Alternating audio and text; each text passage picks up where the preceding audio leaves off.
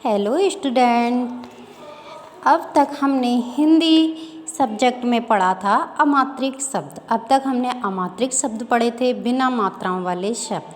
अब हम पढ़ेंगे स्वर और उनकी मात्राएं। ठीक है, तो आ क्या है?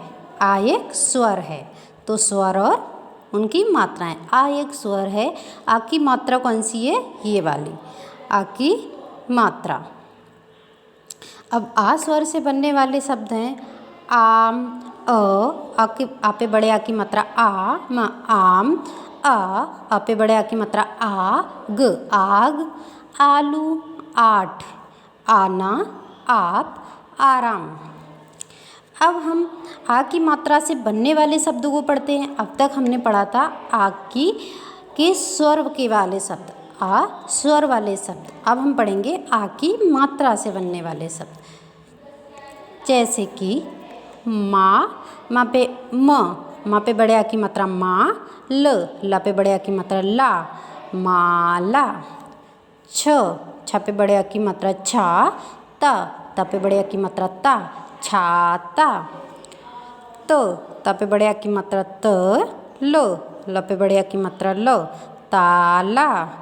गम, ला पे बड़े आ की मात्रा ल, गम ला। ग पे बड़े आ की मात्रा गाजर।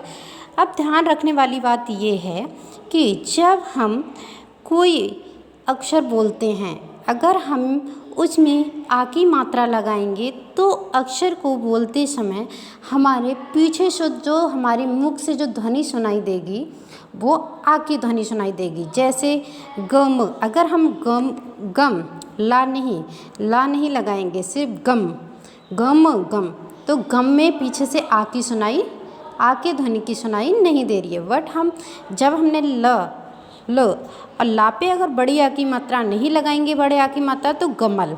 क्या हो जाएगा? गमल। हमने ला पे बड़े आ की मात्रा लगा दी है तो हो जाएगा गमला। अब ला बोलते टाइम पीछे से ध्वनि सुनाई दे रही है आ की। तो ध्यान रखने वाली बात ये है कि जब भी हम आ के मात्राओं वाले शब्दों का प्रयोग करते हैं तो हमें अपने पीछे से ध्वनि आ की सुनाई देती है। जैसे माला, माँ बोलते टाइम भी पीछे से ला। छा आ रहा है पीछे, छाता। ओके, अब हम पढ़ते हैं हार, हा पे बड़े आ की मात्रा हार। चार, नाम, काम, बाग, दाग, कला, गला। अब देखिएगा कला, ला पे बड़े आ की मात्रा कला। अब हमने कला बोला है तो ला बोलते टाइम पीछे से आवाज़ आ रही है आ की। ठीक है, कला, आ। ठीक है, अब हम पेज नंबर निकालते हैं 22। आओ अभ्यास करें, पढ़िए और अंतर समझिए। देखो, ये कल क्या है? अमात्रिक शब्द है। इसमें हमने आ की मात्रा जो लगाई है ला पे बड़े आ की मात्रा। तो अगर हम ला पे बड़े आ की मात्रा लगाएंगे, का पे ना लगा के ला पे बड़े आ की मात्रा लगाएंगे तो कला। अगर हम का पे बड़े आ की मात्रा लगाएंगे, ला पे नहीं लगाएंगे तो हम पढ़ेंगे काल। जिस अक्षर पे हमें आ की मात्रा लगानी है उसके पीछे से हमें आवाज़ आनी चाहिए आ की। काल, कला। ठीक है, दला, दाल। अगर हम ला पे मात्रा लगाएंगे दला, दा पे मात्रा लगाएंगे दाल। चला, चाल। आ गया, खुद से देखोगे अपने आप से। अब देखिएगा एक्सरसाइज 2, चित्रों के नाम बोलिए और आ की मात्रा लगाकर नाम पूरे कीजिए। अब क्या है ये? अन। अब हमने इस पे आ की मात्रा लगा दी ना पे हमने आ की मात्रा लगाई तो अनार, ना आ रहा है, ना पे आ की ध्वनि आ रही है, अनार।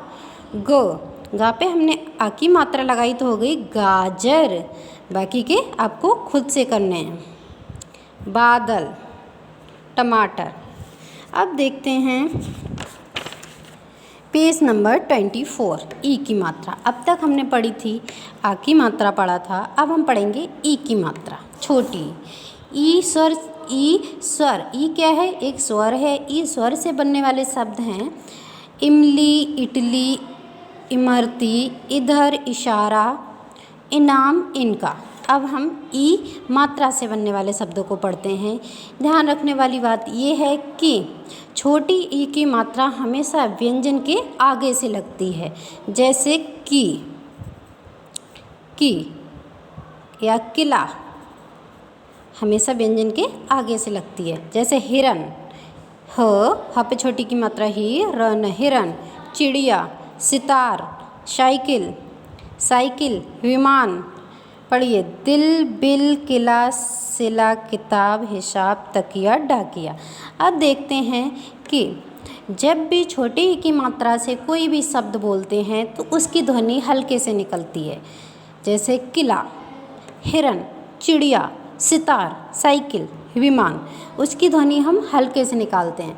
उसे हमें ज़्यादा आवाज़ खींचने की ज़रूरत नहीं है, हम हल्के से बोलेंगे विमान, हिरन, सितार, दिल, बिल, किला, सिला, किताब, हिसाब, तकिया, डाकिया। और सबसे महत्वपूर्ण बात यह है कि छोटी ई की मात्रा हमेशा व्यंजन के आगे से लगाई जाती है। अब देखते हैं पेज नंबर 25। अब तक हमने पढ़ी थी छोटी की मात्रा, अब हम पढ़ेंगे बड़ी की मात्रा। बड़ी की मात्रा ये क्या है? बड़ी क्या है? स्वर है। बड़ी एक स्वर है। बड़ी की मात्रा ये है ई की मात्रा। अब देखिएगा, बड़ी स्वर से बनने वाले शब्द हैं ईख, ईद, ईमानदार, ईद, ईशान, ईश्वर। अब देखिएगा, सबसे महत्वपूर्ण बात कि बड़ी ई की मात्रा हमेशा व्यंजन के पीछे से लगाई जाती है। जैसे का पे बड़ी की मात्रा की, म पे बड़ी की मात्रा मी। ठीक है। हाँ, अब बड़ी की मात्रा का शब्द बोलते टाइम हमें ध्वनि ज़्यादा खींचनी पड़ती है। हमें अपनी आवाज़ तेज़ निकालनी पड़ती है, ज़्यादा खींचनी पड़ती है। जैसे चील, परी, चीता, सीढ़ी, मछली। और सबसे महत्वपूर्ण बात यह है कि ये व्यंजन के हमेशा पीछे से लगाई जाती है। जैसे कील, खीर, नीम, जीभ, दही, नदी, दरी, लड़की। बाकी आप खुद से पढ़ोगे अपने आप से। अब निकालते हैं पेज नंबर 28। पेज नंबर 28 देखिए, आओ अभ्यास करें। बोल कर पढ़िए और अंतर समझिए। दिन। अब देखिएगा, दिन में कौन सी मात्रा का प्रयोग किया गया है? द में छोटी ई की मात्रा का। तो हमने ज़्यादा अपनी आवाज़ को ज़्यादा नहीं खींचना पड़ रहा है, हम बोल रहे हैं सिर्फ दिन। अगर हमने दीन लिखने के लिए हमें बड़ी ई की मात्रा का प्रयोग करना पड़ रहा है तो हम बोल रहे हैं दीन। तो हमें अपनी आवाज़ को ज़्यादा खींचना पड़ रहा है। दीन। किला लिखने के लिए हमें छोटी की मात्रा का प्रयोग करना है तो हम अपनी आवाज़ को हल्के से निकालेंगे, ज़्यादा खींचना नहीं है हमें। किला। और कील लिखने के लिए हमें अपनी आवाज़ ज़्यादा खींचनी पड़ती है, कील। क्योंकि कील लिखने के लिए क पे हमें बड़ी की मात्रा लगानी होगी। दिया, खील, बीन, मील। ठीक है। अब आप देखिएगा, चित्रों के नाम बोलियो। ई की मात्रा लगाकर नाम पूरी कीजिए। ई आप खुद से करोगे। चिड़िया, चीता। ओके। चीता लिखने के लिए हमें बड़ी ई की मात्रा का प्रयोग करना पड़ेगा। मिठाई लिखने के लिए मिठाई, हम बोलते हैं मिठाई। तो मिठाई लिखने के लिए माँ पे हमें ज़्यादा ध्वनि नहीं खींचनी पड़ती है, इसलिए हम ये मात्रा भी आगे से लगी हुई है, इसलिए हम बोलेंगे मिठाई। तो मिठाई लिखने के लिए हमें छोटी ई की मात्रा का प्रयोग करना पड़ेगा। अब हम निकालेंगे पेज नंबर 32। ऊ की मात्रा। ऊ क्या है? एक स्वर है और ऊ की मात्रा ये है, छोटे ऊ की मात्रा ये है। छोटे ऊ स्वर से बनने वाले शब्द हैं उल्लू, उपवन, उठना, उड़ना, उछलना, उड़ान। ओके। अब हम छोटे ऊ मात्रा से बनने वाले शब्दों को देखते हैं। कुर्सी, क पे छोटे ऊ की मात्रा कु, र, स पे बड़ी ई की मात्रा कुर्सी। गुलाब, ग पे छोटे उ की मात्रा, ल पे बड़े आ की मात्रा, ब गुलाब। मुर्गा, सुराही। बुलबुल। अब देखने वाली बात यह है, छोटे ऊ की मात्रा लगाते टाइम या छोटे ऊ की मात्रा का कोई भी शब्द हम बोलेंगे तो उसे हमें ज़्यादा आवाज़ खींचने की ज़रूरत नहीं पड़ती है। जैसे गुलाब, कुर्सी, कु, तो हमारी आवाज़ ऐसे निकलेगी कु, गु, मु, सु, बु। ठीक है, ऐसे। और अगर अब जैसे चुप, सुन, धुन, गुड़, पुल, दुम, चुन, चुप। अब हम देखते हैं पेज नंबर 33, बड़े ऊ की मात्रा। बड़े ऊ से बड़ा ऊ क्या है, एक स्वर है और उसकी मात्रा ये है। बड़े ऊ की मात्रा से जैसे हमें छोटे ऊ के शब्द बोलते टाइम अपनी आवाज़ को हल्के से निकालना हो रहा है, ज़्यादा ध्वनि खींचने की ज़रूरत नहीं है। लेकिन बड़े ऊ की शब्द बोलते टाइम हमें अपनी आवाज़ खींच के निकालनी पड़ती है। जैसे ऊन, ऊषा, ऊपर, ऊपर, ऊ, ऊधम, ऊषर, ऐसे। अब ये देखिए फूल, तो हम फूल बोलते टाइम फूल, ऊ की ध्वनि हमें तेज खींच के निकालनी पड़ी। फूल, फ पे बड़े ऊ की मात्रा, ल, फूल। चूहा, मूली, सूरज, कबूतर। ये बाकी आप पढ़िए, अपने आप से पढ़ो, खुद पढ़ोगे। अब हम निकालते हैं पेज नंबर 36। आओ अभ्यास करें, बोल बोल कर पढ़िए और अंतर समझिए। क पे छोटे ऊ की मात्रा और ल, कुल।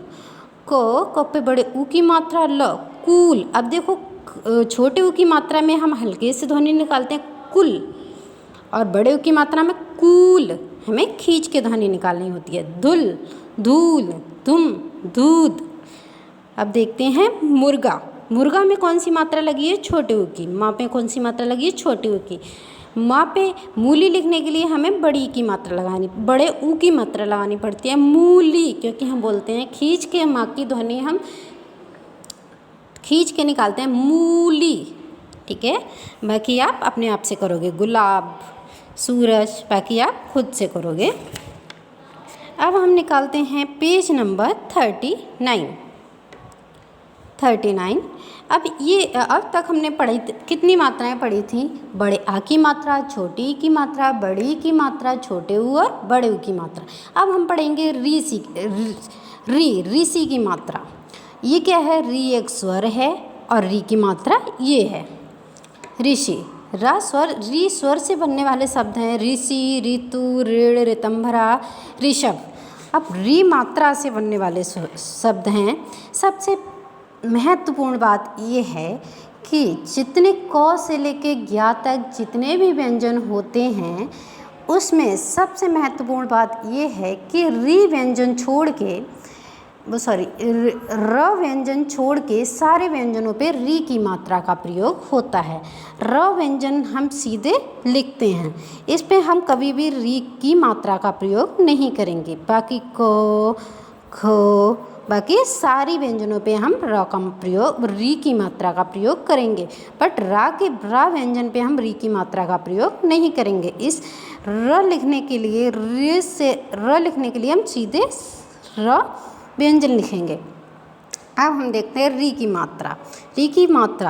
री की मात्रा से क्या शब्द बना, वृक्ष, मृग, ग्रह, नृप, कृषक, द्रग, दृढ़, घृत, घृणा, कृषि, तृण, वृष, नृप। बाकी आप खुद से पढ़ोगे। अब हम निकालते हैं पेज नंबर 41। आओ अभ्यास करें, बोल बोल कर पढ़िए और अर्थ समझिए। तृण का मीनिंग होता है, अर्थ होता है घास या तिनका। ग्रह का अर्थ होता है घर। घृत का अर्थ होता है घी। सबसे महत्वपूर्ण बात यह है कि री मात्रा वाले जितने भी शब्द होते हैं ज़्यादातर वो शब्द हमारी संस्कृत भाषा से लिए जाते हैं। जैसे घर को हम संस्कृत में गृह बोलते हैं और हिंदी में घर बोलते हैं, इसीलिए ज़्यादातर शब्द हमें री की मात्रा से बनने वाले ज़्यादातर शब्द संस्कृत भाषा से लिए गए हैं। अब एक्सरसाइज 2, चित्रों के नाम बोलिए और छूटे हुए अक्षर लिखकर शब्द पूरे कीजिए। शक, हमें यहाँ पे क्या लिखना है? कृषक, वृक्ष। बाकी आप खुद से करोगे।